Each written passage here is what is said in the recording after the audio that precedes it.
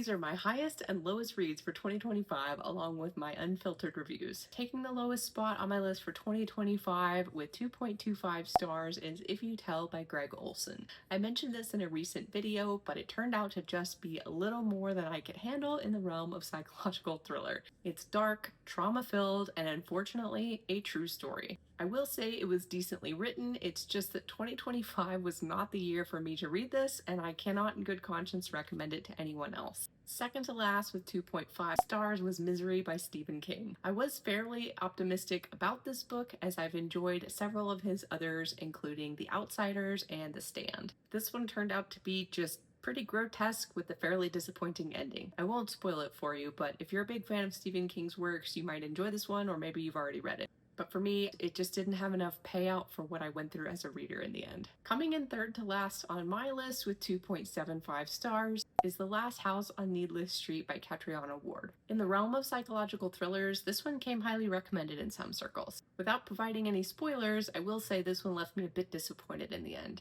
I did like the writing style and it kept my attention span fairly decently, so I will put those marks in its favor. It did remind me in some ways of Stephen King's writing style, but unfortunately for me, I felt it had some unrealized potential in the plot. Moving on to the fun part, my top 3 books for 2025. These are all 5-star books in my opinion, so I would love to hear your thoughts on them if you have read them or if you end up reading them in the future. Third from the top of my list is None Left to Tell by Noelle Illy. It's a historical fiction based in Utah, where I just moved about a year and a half ago. If you're not familiar with the true history of Utah going back to 1857, I highly recommend this book. I really enjoyed the flow, and I thought the characters, although fictionalized to protect their identities, were very well represented. In second place on my list for 2025 was The Spectacular by Fiona Davis. This book was a breath of fresh air in the midst of a massive mid-year reading slump. It might have just been recency bias, but I fell in love with the characters, the plot, and the writing style almost immediately. The combination of mystery, dancing, and a touch of romance was just the perfect balance to break out of that mid-year reading slump.